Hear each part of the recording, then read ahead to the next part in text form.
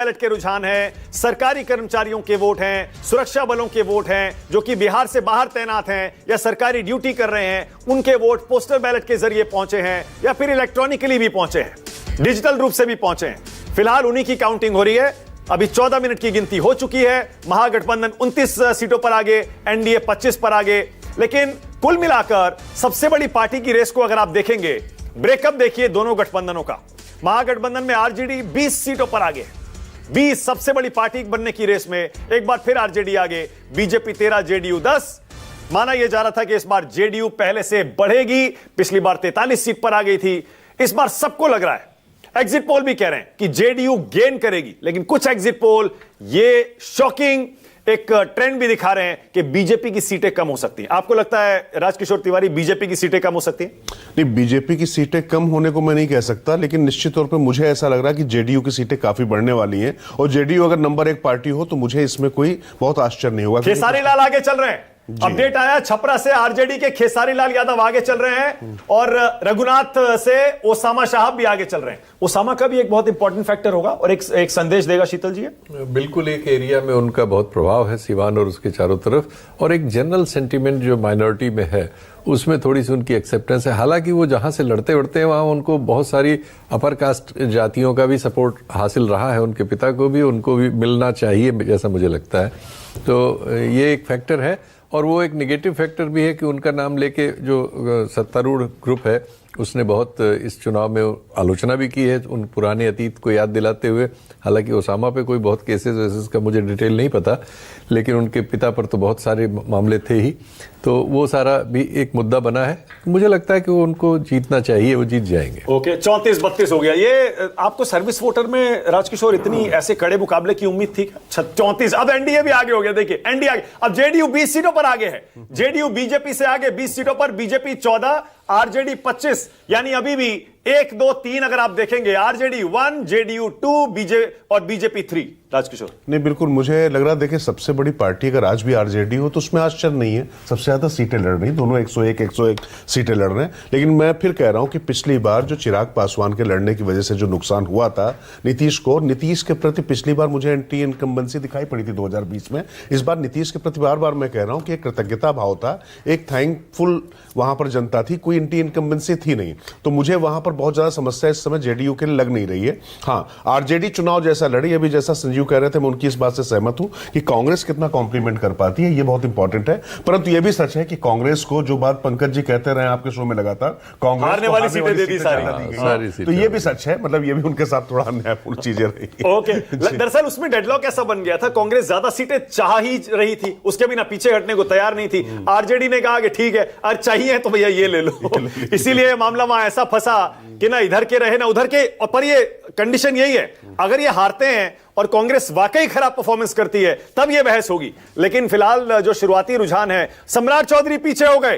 तारापुर से सम्राट चौधरी पीछे चल रहे हैं शुरुआती रुझानों में। मैथिली ठाकुर भी अलीनगर से पीछे चल रही हैं। अपना पहला चुनाव लड़ रही पार्श्व गायिका मैथिली ठाकुर पीछे चल रही हैं अलीपुर से, और सम्राट चौधरी भी पीछे चल रहे हैं। ये दो शुरुआती बुरी खबरें एनडीए के लिए आ रही हैं, बीजेपी के लिए आ रही हैं। फिलहाल शुरुआती रुझानों में बीजेपी 14 है अगर एनडीए का ब्रेकअप देखेंगे, और जेडीयू 20। हालांकि दोनों 101 सीटों पर चुनाव लड़ रहे हैं। ऐसे में जेडीयू अगर बीजेपी से बेहतर परफॉर्म करती है तो जाहिर है यह माना जाएगा कि जेडीयू ने पिछले चुनाव के मुकाबले गेन किया है, जबकि बीजेपी ने पिछले चुनाव के मुकाबले उसका नुकसान हो रहा है। और महागठबंधन में आरजेडी 32, कांग्रेस 8 चौक 32, 4 गुना ज्यादा सीटें कांग्रेस से आरजेडी जीत रही है, और शायद 2.5 गुना ज्यादा सीटें आरजेडी लड़ रही है। इसका मतलब स्ट्राइक रेट के लिहाज से आरजेडी कांग्रेस से बहुत ज्यादा आगे। महागठबंधन 46, एनडीए 36, महागठबंधन स्लाइट एज थोड़ा सा आगे। अब देखिए एनडीए 43 हो गया, 46, 43, 46, 43। आप कुछ कह रहे हैं? ओसामा साहब पीछे हो गए सिवान से, जो अभी बात शीतल जी कह रहे थे। इस बार वहां पर ये जो अपर कास्ट का वोट जाता रहा है, जो शहाबुद्दीन और इनको, इसमें काफी सेंध लगेगी, वो नहीं जाएगा, वो नहीं चाहते हो। मैं फिर आपसे कह रहा हूं, मोकामा में अगर दुर्घटना ना हुई होती, अगर आरजेडी की तरफ से जो प्रत्याशी पहले दिया जाना चाहिए था वो दिया जाता, कोई बाहुली ना दिया जाता, तो वहां पर भी मैं कह रहा हूं कि युवाओं के अंदर ये बात थी, जातिगत चीजों को छोड़ के जाना था। लेकिन फिर हर घर जैसे अफजल पैदा हुआ था, वहां हर घर जो है अनंत सिंह पैदा होने लग गया। इस तरीके का जो भाव वहां पर पैदा हुआ, उस वजह से दिक्कत थी। अनंत सिंह का चुनाव बहुत क्लोज होगा, अभी आप देखिएगा, अभी गलतफहमी में मत रहिए, मुझे देखिएगा। लगता है कि अनंत सिंह के प्रति जिस तरीके, चूंकि मैं आप गया था देखिएगा, शीतल जी में वहां बहुत पर, क्लोज, मैं भी गया था, बहुत क्लोज चुनाव है, बहुत मुश्किल है, और अभी क्योंकि उल्टा वो भी आप हो इस वजह से कह रहे होंगे कि धानुक और जो यादव पहली बार ऐसा हो रहा है कि आरजेडी के साथ जाते हुए दिखाई पड़ रहे हैं आपको, लेकिन वहां पर जो पूरा अभी भी गठबंधन है, वो मुझे ऐसा लगता है कि अनंत सिंह को कोई अभी दिक्कत नहीं खैर है। अभी आ जाएगा ये सब। अभी थोड़ी देर रुकिए, अभी जरा ईवीएम खुलने दीजिए। संजीव, ये सम्राट चौधरी का पीछे होना शुरुआती रुझानों में, आर यू सरप्राइज्ड? नहीं, ऐसा नहीं है कि ये जो अब आगे हो गए, सॉरी माफ करिए, हाँ, देखिए ये ये रुझान जैसे है। ऐसे बदल रहा है, हमें अपना रुझान है। विश्लेषण भी बदलना पड़ेगा। ये इससे सीट, ज्यादा मैं आपको बताऊं, विजय सिन्हा के लिए दिक्कत है। ये postal Vijay Sinha ballot, problem में देखिए, होंगे। ये बात सही है। लखीसराय डिफिकल्ट है, विजय सिन्हा हार सकते हैं वहां, तारापुर नहीं हारेंगे वो। रघुनाथपुर में दिक्कत ये है कि रघुनाथपुर में ओसामा जो लड़ रहे हैं, वो लड़ रहे हैं जीसू सिंह के खिलाफ, जो वहां पर राजपूत उम्मीदवार है, और वहां पर हमेशा से ये देखा गया है कि ये जो अपर कास्ट वोट है वो जाता था आरजेडी की तरफ। अब उनकी वजह से जेडीयू का जो उम्मीदवार है एक मजबूत उम्मीदवार के तौर पर सामने खड़ा है, इसीलिए बहुत क्लोज कॉन्टेस्ट वहां पर है। और मोकामा का जहां तक सवाल है, तो देखिए मैं मोकामा का हूं, मैं आपको बता रहा हूं। अरे तो बताइए तब भाई, हम withdraw, आप बताइए। देर सवेर जो है ना, आखिरकार नतीजे वही होंगे जो पिछली बार हुए थे। ओके, ऑलराइट, तो फिर न्यूज 24 पर इस वक्त की ब्रेकिंग न्यूज फिर से आपको बता दें। आरजेडी के ओसामा साहब अपनी सीट से आगे चल रहे हैं और मैथिली ठाकुर अपनी सीट से पीछे हो गई हैं। सम्राट चौधरी अपनी सीट से आगे चल रहे हैं। राघोपुर से तेजस्वी यादव आगे चल रहे हैं। महुआ से तेज प्रताप यादव आगे चल रहे हैं। खेसारी लाल यादव आगे चल रहे हैं।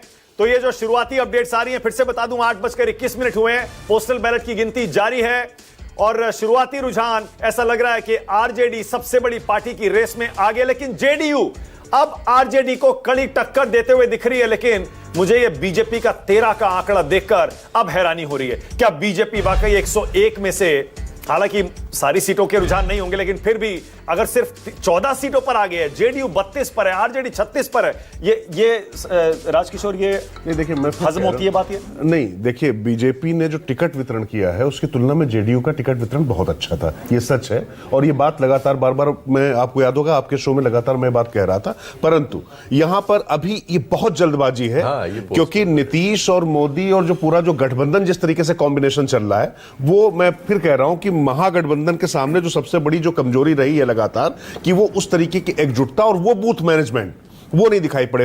बाकी सारे सहयोगी दल लगातार तेजस्वी के कंधों पर सवार थे, तेजस्वी को कॉम्प्लीमेंट नहीं कर रहे थे। यहां पर महागठबंधन में बीजेपी न्यूक्लियस बनकर पूरे चुनाव को यहां पर जाके ड्राइव कर रही थी।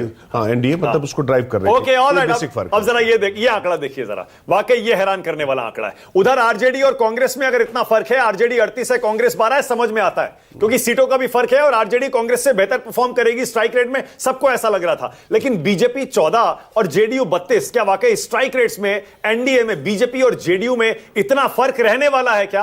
ये सर्विस वोटर है, फिर से आपको बता दूं, पोस्टल बैलेट है। ये पूरे के पूरे चुनाव की तस्वीर पेश नहीं करते। ये आमतौर पर रूलिंग पार्टी के, रूलिंग कोalition के पक्ष में जाते हैं। लेकिन इसमें भी अगर आरजेडी सबसे बड़ी पार्टी बन रही है और ऊपर एनडीए और महागठबंधन में ऐसी टक्कर दिख रही है, क्या जमीन पर कुछ इस बार ऐसा हुआ है क्या? महिलाओं का वोट 10%, पुरुषों से ज्यादा है 9%। और इस बार वोटर टर्नआउट भी आप जानते हैं 1952 के बाद सबसे ज्यादा हुआ है। क्या इसमें भी जमीन पर कोई लहर, कोई ऐसा अंडरकरंट था जो या तो एग्जिट पोल पकड़ पाए या बिल्कुल नहीं पकड़ पाए?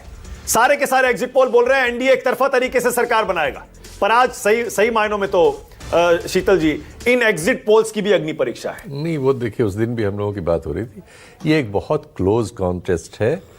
ये न मानने की वजह हो सकती है अपनी अपनी किसी की, लेकिन ये बहुत क्लोज कॉन्टेस्ट है। इसमें भी अभी वही ट्रेंड है हमारे सामने। अभी इस पे इनसे कोई हम जानते हैं पोस्टल बैलेट से कोई नतीजा सही नहीं होता, कई बार ये इधर से उधर होता है और कई बार जिनके पक्ष में होता है वो हार जाते हैं चुनाव। लेकिन इससे नहीं हम नतीजा निकाला, लेकिन इससे एक चीज समझ में आ रही है कि कॉन्टेस्ट बहुत क्लोज है और जो लोगों में निराशा की भावना है वो कर्मचारियों तक है, इससे ये प्रतीत होता है। ओके, आनंद सिंह भी आगे हैं, सम्राट चौधरी भी आगे हैं। सम्राट चौधरी शुरुआती दौर में आपने देखा होगा कुछ मिनटों पहले पीछे चल रहे थे, अब आगे हो गए हैं। सम्राट चौधरी पर इस बार सबकी नजरें होंगी। कुछ भी कहिए, नीतीश कुमार के बाद डिप्टी सीएम सम्राट चौधरी बीजेपी का सबसे बड़ा चेहरा बिहार में है। अब ऐसे में बीजेपी सिर्फ 16 पर आगे और सम्राट चौधरी का पीछे होना यह अपने आप में बहुत कुछ कहता, लेकिन अब सम्राट चौधरी आगे हो गए और बीजेपी भी धीरे धीरे, ये देखिए अब धीरे धीरे आगे बढ़ रही है इन शुरुआती ट्रेंड्स में, लेकिन महागठबंधन एनडीए पर शुरुआती एज अभी भी बनाए हुए है।